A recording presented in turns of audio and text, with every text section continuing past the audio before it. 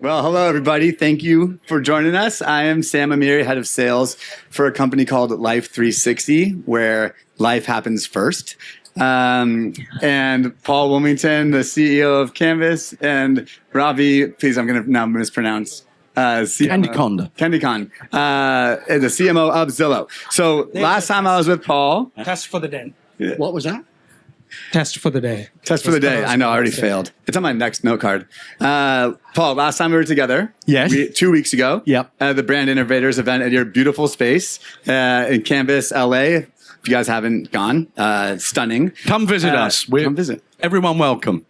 I would say potentially an upgrade here. This is pretty beautiful. I know. We have paper napkins branded Giorgio Armani. I have stolen about 10. Okay. Thank you for letting me know. That is a must-have. I got to beat the crowd to that. Paul, as CEO of Canvas, you are one of the most celebrated independent agencies out there. 2025 Media Agency of the Year. Congratulations on the success. Thank you. And Ravi runs one of the most ambitious and frankly counterintuitive media businesses in the country right now, investing year over year in an industry that has been really challenging with the housing market in the States. And together, Ravi and Paul represent something kind of rare on a panel, a brand and agency that really get along and seem to enjoy each other's company better than I had hoped for. It's going to make this conversation very easy for me. Yeah. But I'm kind of jealous of the bromance that I'm firsthand experiencing. This is it. Bromance. Trying to get This is the new contract. It's called a contract of expectations. And Ravi and I, so long as you're aligned and you have great people and you nurture those people, then you build a great relationship and then great work happens. Is that in the new business pitch when you guys talk to? That's not a promise. Okay. That's the added value. Yeah, you have to do it. Paul lives it every day. So that's what makes it special. So the theme of today's conversation is what Paul called juggling while singing. I think we might want to rebrand to walking while not sweating. Yeah. I think both are equally challenging. Yeah. If you guys have any advice on how you're staying cool today for the audience?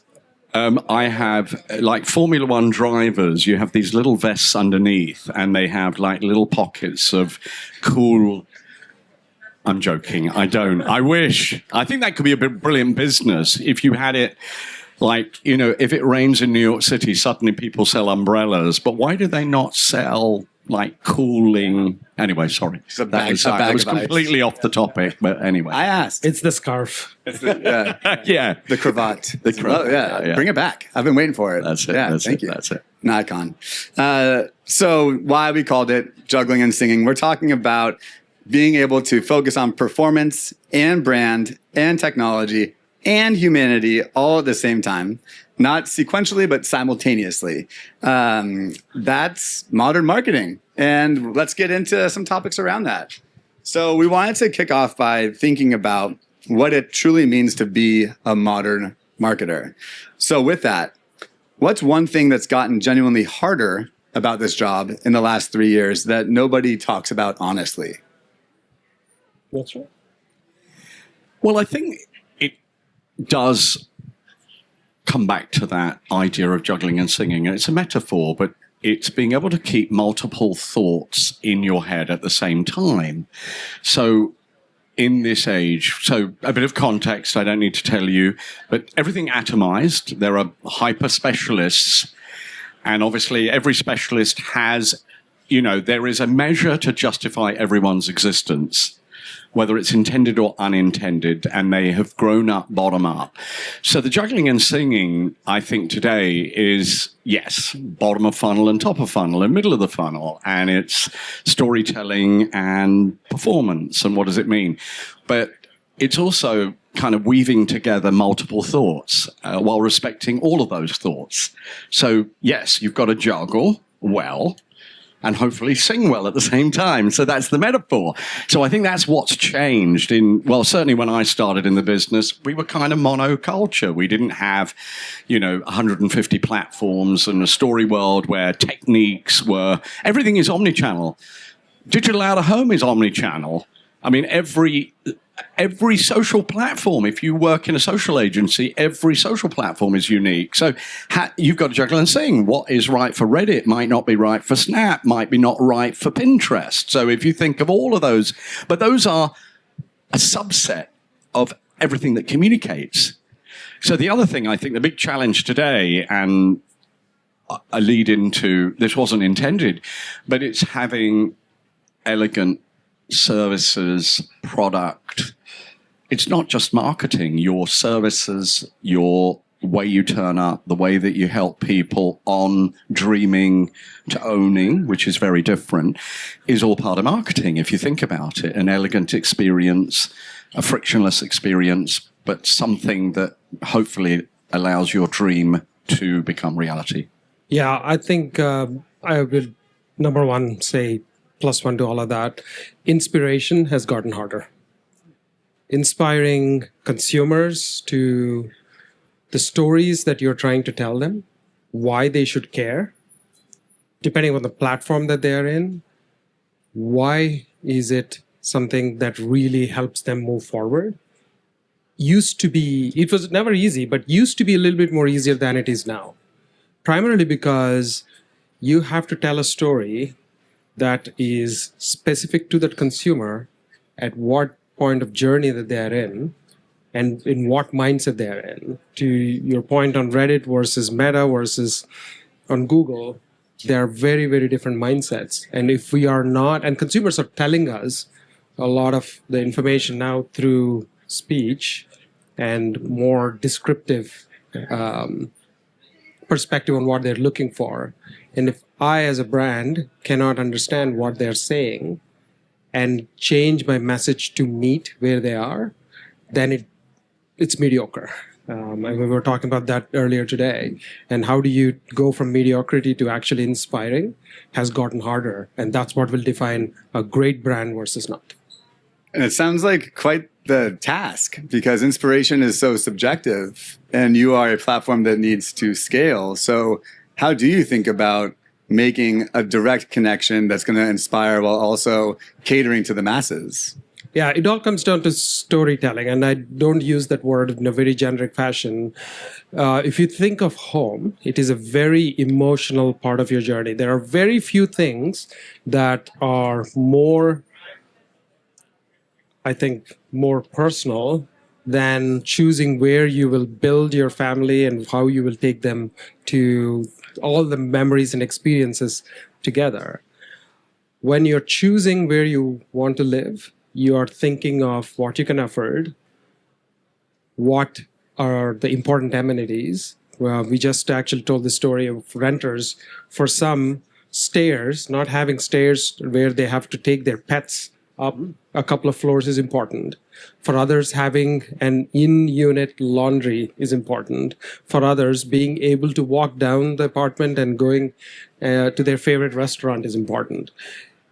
But they're all looking to eventually get to a point where they want home. So if that is the nuance, how we make it real for them through great stories that could be told in under 5 seconds. Attention has gotten really, really hard to essentially keep. So we think of it as 2 axes. Number one, am I keeping the attention? Number two, as a result of that, am I building emotional connection? That's the second axis. When I'm actually higher on both of those ends, then we're telling good stories that inspires people. Sam, can I build on that? Because we had a content session this morning and it was funny. We had creators, we had sports, we had technology, but one theme was the storytelling. And I just want to reflect a little bit on what Ravi said. So I flunked university and a place called Oxford, 1100-year-old university, and I was kind of post-punk, but I'm a senior fellow at Columbia University on transformative storytelling. But cut long story short, I try and do things that I think my mum could understand. So I talk about story worlds, and you can kind of analyze brands around their story world. And I have hero content, hubs, and hygiene. It's just the 3 H's, people can kind of remember it. And you can kind of organize. And actually, I mean, obviously it's more complicated than that, but at least, you want to build a picture. You're going to walk into the CEO and explain the totality of all of these different channels. And hero content you'll spend a lot more time on. And obviously hero content can be services. It can be new applications that you create, but it can be anthemic partnerships, huge integrations into Devil Wears Prada, plug, or, the Fantastic Four, or, doing a big sponsorship of the MLB. That's a huge investment. Hubs will be, obviously, how do you distribute content without dead ends? We don't think in the old days, how does that content flow around the system? So you can have your operating systems within an organization, Microsoft or otherwise, but also what are those hubs? So hubs can be Amazon, Google, those are hubs as well. So how do you distribute content without dead ends? So this idea that content is always flowing, and hygiene is also, obviously, it's performance, but it's those things that you do every day consistently. How do you turn up? How are you, yes, you're personalizing. Yes, you're doing your search work. You're doing all of those performance things. And I'm not being in any way, but actually something that can be hygiene can suddenly inspire something that can ladder up to hero, because you can kind of see it betering through the hubs, and then you can go, oh, I'm really inspired to actually do that. So anyway, this is a little, and then the last thing I'll just say is my father was a scientist, and I wish I had half of his DNA. He was kind of quite brilliant, but he was a chemist. So I remember him telling me about the periodic table, which is everything in our universe is made up of the periodic table, if you remember chemistry and those things. So I actually have created a periodic table of content. So it's like, what are the techniques? What are the platforms? What are the KPIs? So this is how complicated this storytelling is, but you still got to weave a story through it. What is that narrative? Is it on brand? Does it have that empathetic understanding of the struggle that people are going through in owning a home under this economic environment? So having that kind of, I won't talk about our competitors, but certainly I feel like some of our competitors aren't getting it right at a moment in time where people are struggling with that notion of high interest rates and all the rest of it. And I think the work that obviously Ravi and the team have done has been very empathetic, even in our World Cup work, which actually launched during the World Cup, is so empathetic about what it means to be on that journey, but also that, when you get to that destination of that new home, sorry, there was a long-winded way of then giving Ravi a plug for... I think your point is also well taken, in the sense it's very easy to tell our story that will be consumed across different platforms. It is very hard to tell an amazing story that actually resonates. And that's what's going to differentiate in this era of AI, where everybody will be able to tell a story. How do you actually make it something that sticks and is emotionally resonant? Will differentiate brands that will succeed versus not. And so how do you decide which cultural moments to focus on, and which are you thinking about being high priority versus ones that you might, take a beat on before thinking about more thoroughly? Yeah, I think at this point we actually prioritize two major categories. Number one is sports. There are very few areas where consumers, irrespective of their affiliation, whatever it is, actually come together and are uniformly cheering for an outcome. And sports within, especially WNBA and others, where some of these athletes are phenomenal storytellers, is something that we have doubled down in 2022. I mean, Canvas, the moment we partnered together, was one of the first things we did that launched WNBA partnership. And it has since caught on, and now it's a thing. So that's one. And then the second thing we prioritize is cultural moments that really resonate. So we talked about Devil Wears Prada. So why does Devil Wears Prada and Zillow actually come together to tell a story? Why does Disney invite Zillow to actually shoot that spot on the set? Is because of how we have embedded our brand into what actually happens in the storyline, which is, suddenly they want to find a new apartment for the movie and then using the app to tell the story, but telling that story in a very, very entertaining manner. So sports, key cultural moments that actually resonate. And I think that's actually really interesting because you can then have these moments in the sunshine, but they all add up. This is the thing about the idea of no dead ends. I mean, the interesting thing is we've done now a number of entertainment moments in the sunshine, but what they are is they're always very thoughtful about the storyline, and obviously in some ways Zillow being the hero, being on that journey. And also with the athletes, we actually have done a lot of work with the athletes on their journey to their homes. So obviously it wasn't just an endorsement, you know. I mean, almost everyone dreams of renting or owning, and so everyone's got their story. I mean, I bet if we go around this room, everybody has got their first apartment, that home, that dream home that they're aspiring to do. So I think this is this notion of a deep understanding of your role, and therefore how you integrate into that storyline. If obviously it's something Hollywood blockbuster, but equally it's always on, isn't it? Because that journey is always on, isn't it? There's someone in that journey, and it's kind of we're blessed, and you know. And actually, the last thing I will say, I mean, guess how many unique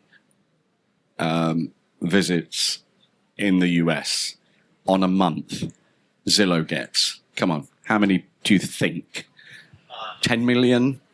What would you say? How many? Ravi? Come on. Any other guesses? 250 million unique users. So every month. Every month. So we also, if you think of Zillow as a medium, and they are because they have Zillow Elevate, so a network. But that is the power of, obviously, Zillow as a medium. I know you don't call yourself a medium. So I think Ravi's team are always thinking about that context as well, you know. Yeah, and if you think about going back to the inspiration aspect and partnerships, 250 million unique users, 5 million home transactions in a year. So if you're a marketer, you're thinking, oh my goodness, how do I take all that goodness from top of the funnel to identifying consumers when they are flipping from dreaming to actually moving? Being able to harness that intelligence and then actually taking them along the journey is going to be paramount. If I miss that moment when that journey has changed from dreaming to moving, then I have given up a large, obviously, transaction value to the business, but more importantly, that I've lost the emotional trust value. And what I want to do is not only help them in that moment, but actually make it so good that they will continue to think of Zillow as the place that will essentially get them home. And if I can deliver on the promise, then I have kept, irrespective of all the AI search engines, GEO, et cetera, that's coming through, that trust will keep us on top of the list. It's a great segue to our next question, which makes me feel like maybe we talked about this beforehand and prepared. But segueing into capturing inspiration and cultural momentum into modern measurement, clearly AI has disrupted, and potentially for the good, the way that we're able to measure something like inspiration into an activation. But I think it's fair to say that the old playbook is probably sitting on the shelf, if not in the incinerator. So what is one measurement assumption you've thrown out in the last 18 months? I'd love to hear from both of you on this. Just one, Paul. Just one. For me, that's always tough. Okay, one thing, one size does not fit all. And I can elaborate on that, but that's my one thought. Yeah, we have certainly moved away from differentiating, this is a brand message versus a performance message versus something that I would measure for a shorter period of time. We have now taken a much more longitudinal view of everything that we do to make sure that all of the activation, so MLB activation, why would we do an MLB activation when I know that out of those 250 million, only 5 million are transacting? If I measured just based on me capturing that 5 million, then I've missed the whole point. But if I look at it as 6 to 9 month longitudinal view and see how many of them have I built the trust so that it pays off not just in the shorter 2 to 3 time month window, but longer term, that has changed how we measure performance effectiveness. And what we find is when brand trust metric increases, it pays off over a period of 18 to 24 months. So, and in some cases, lifelong. So what we have definitely changed is not measuring it just on that particular moment, but much more longitudinal. And a home purchase is probably the most thoughtful purchase decision a person will make in their life. It's a long sales cycle. You see your drop off from 250 to 5 million. Signal is getting more opaque, right? And that long sales cycle of quarters to months becomes harder to fully track the conversions. What are you seeing working well when signal quality is becoming more opaque? Yeah, actually, one of the underrated AI use cases is how good it is in identifying behavior change. So you think all the unique users that come onto the site, they're suddenly, they're obviously looking at all the different homes, dreaming. But then the moment they are serious about moving, what we notice is they start looking at schools. They start looking at restaurants nearby. They start looking at, commute distance. That indicates very serious intent versus an average dreamer. And we, as a company, always had the capability to capture those within our propensity models or other places.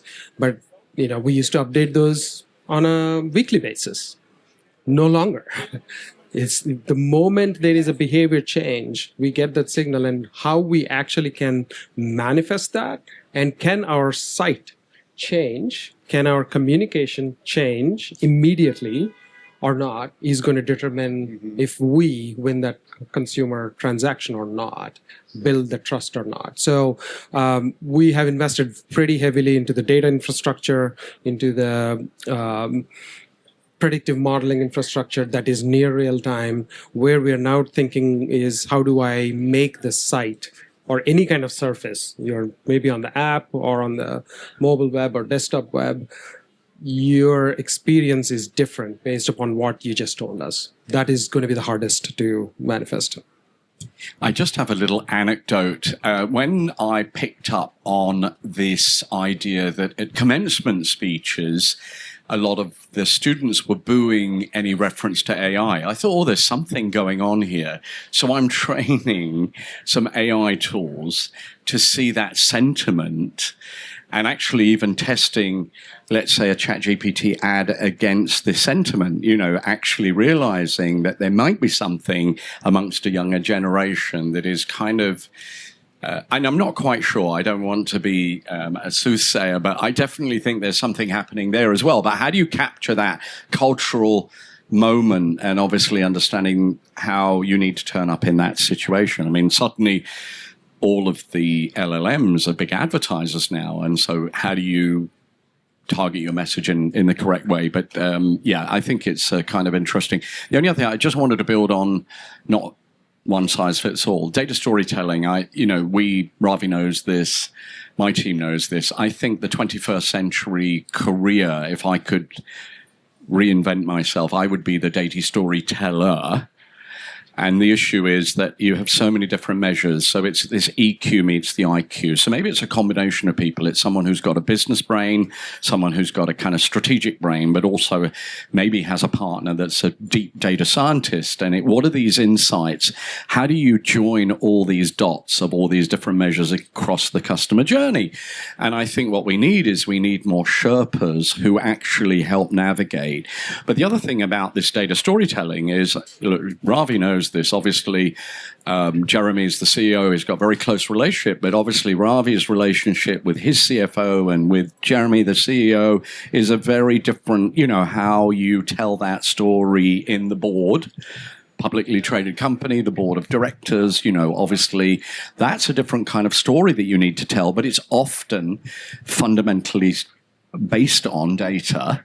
You don't want to go in the finance director and say, I just wanted to spend all this money for the sake of spending this money. But it's these stories you have to tell, and you have to tell it across the organization. So obviously aligning, of respecting that Ravi's team that does all their incredible search work and things like that, you've got to respect it, but help them understand all the other elements that sit cheek by jowl. And then it's up and down the organization. So all of it, of course, the electricity now is data, but how do we obviously connect to all those junctions in the house? It's a terrible analogy, but it's data storytelling. Yeah. So if any of you are in this thinking of that career that you want to go in, I'm saying, be one of these partners at the table. Be literate in data, but you don't have to be a data scientist. If you understand communication skills, you understand. No one wants a 180-page deck, by the way. Ravi would I'm sure, tell me what the major insight is at the beginning and then give me all the rest of the backup. And I'm sure Jeremy says the same thing. So anyway, I'm just building on that. So yeah, data storytelling. Well, it feels like you found the perfect partner in Canada. Well, we're trying. We're trying. It's not easy. I mean, it sounds easier than it is. But we're on this journey, and certainly we're on this journey with Zillow together to try and always make sure that we're trying to be aligned across all of this storytelling. And definitely, but certainly this notion of, please, give me the insight at the upfront. And for God's sake, 180 pages and there's no insight. I mean, honestly, that is like a recipe. And it's gotten much more easier these days to distill what the insight is. No one has the patience to read through a full-on deck in there. I today go ask Gemini, okay, can you summarize the top 3 insights coming out of this? It already starts telling me the story. Then I go to the relevant portions and I already understand. But your point on the CFO-CEO relationship, especially in explaining the marketing impact, is probably one of the most important relationships that you can build, because CEOs are usually absent of a good measurement mechanism. They're already questioning, that's a large pot of dollars. Can I deploy it differently? Can I use it to build better product instead? Can I delay brand investment by a couple of quarters and help cash flow? Those are all things that are coming through, and being able to explain why it's important is core to the partnership. Well, every good buddy movie has its down moments, right? It seems like it's all smiles and giggles with you guys, but I'm sure there's been some tough conversations between the agency and the brand. What breaks down in a brand and agency relationship, and how do you fix it without it becoming, an end all? Yeah, I'll say, if there is no alignment on the end goal and the paths, there are multiple paths to go take that, to reach that point. If there is no alignment on the paths we're going to take and then the end goal, then it becomes a little bit of whatever, whoever has the loudest voice in the room driving those outcomes. So what Paul and I do quite diligently, but also with a lot of intent, is outlining to our teams what are our goals and what are the guardrails that they cannot cross. For example, we don't place our brand next to brands where we don't belong, right? So could be gambling related brands or in sports betting. We don't actually want to share the space with them. And the reason is it just is not part of our brand ethos and guidelines to essentially go through. MLB. So when Paul's team brought MLB to the table, it was a no-brainer, because what do most of all the players do? They try to get home. And that's our brand. Home base. So those are the kinds of things that essentially work through. The places where we spend a lot of time in making sure that everybody is on the same page is on measurement again. Making sure that we're measuring the right KPIs at the right level. And when those KPIs don't meet, it's not like, it's because agency put it in front of us, or agency kind of going, it's because your creative is not working, but collectively coming together and understanding how do we actually learn from that. It helps both the agency side of the equation and the marketing paid team to figure out what is the right placement. And that builds real trust. And I would say trust is probably the one thing that we spend a lot of time on. Yeah, and I loved you. I just want to pick up on two things. And alignment, I spent years getting to this insight that that's one of the most underused but most important words. How do you align across organizations at all levels? So that I would just reiterate, one thing that we have established is Ravi's team. Ravi's based in the headquarters in Seattle, beautiful office in Seattle, stunning views. But actually, Ravi's team is quite virtual, so they're all over. So what we do with great intention, Ravi organizes it at a more senior leadership level, the media teams, but we actually meet on a quarterly basis in person and we work through things. And when you do that, you build trust, you build it, you are every day transacting in across all these different teams. When you do come together, you build that trust level and you spend thoughtful, purposeful time together. And the last thing I would say is the greatest thing that I think quote unquote partnership is that you kind of, I know it's a bit corny, but you can kind of finish each other's sentences. And that's nirvana, if you can get to that. So I would say with Ed, Beverly, Jen, we have, and we're on that journey, of course you get your rough moments, something might not, but I think it's not so it is that notion of truly partnership, and clearly Ravi's team is as involved. They're not just briefing, they're working through, and we're working through together. It's not a transactional relationship. I'm going to come, I'm going to give you this brief, you go away for X number of weeks, you come back, and, and there's a little bit of that sometimes, but it's also, I think you've been very open to ideas, and not every idea is going to fly, but it was like, okay, let's now, and then we'll work backwards to get the measurement. But yes, I would say, without it being cliched, alignment and true partnership, but purposeful partnership where you do spend once a quarter at least 3 days together. You have lovely dinners and you do partner meetings where you bring other partners in and make them a part of the partnership as well. So, yeah. Okay, final thoughts, because it's almost time. If you could, in one word or one sentence, what is the one thing about modern marketing that you still think the industry is getting fundamentally wrong? The one thing about modern marketing that we're still getting wrong fundamentally.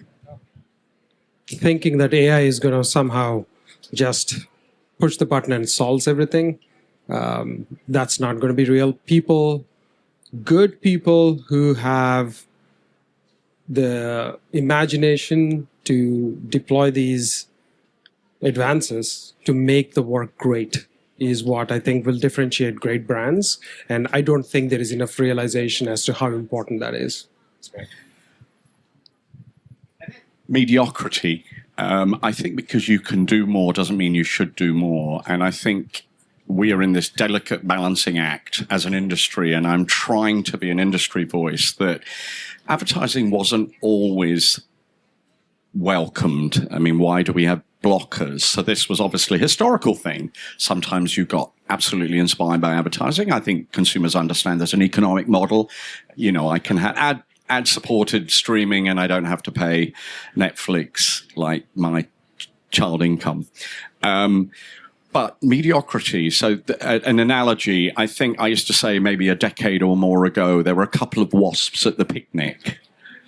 And you kind of, they were just there. I think the danger with AI and personalization and scaling and a lot of this, we're going to let AI just personalize it, is we're going to have 100 wasps at the picnic. And I think we're going to have the consumer backlash is already happening. So I think that we have this delicate balancing act. And of course, I 150% agree with Ravi.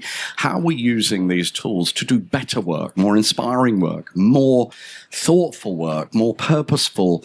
AI as a foundation layer of something that then the judgment and the taste and your aesthetics. That does not mean we're hiring, the best director, but it is always that thoughtfulness. And I do worry that this industry will eat itself through AI because we're producing more slop. And of course, that word is now, thrown around. But I think that's the thing I actually have the biggest sleepless nights over, is that could just eat itself, and we'll all be the worse for it.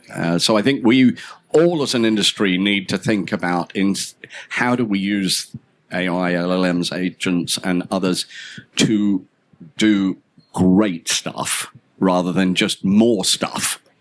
Excellent. Well, Ravi, Paul, thank you, gentlemen, so much. Have a wonderful can. Thank you. And stay cool. Thank you, Sam.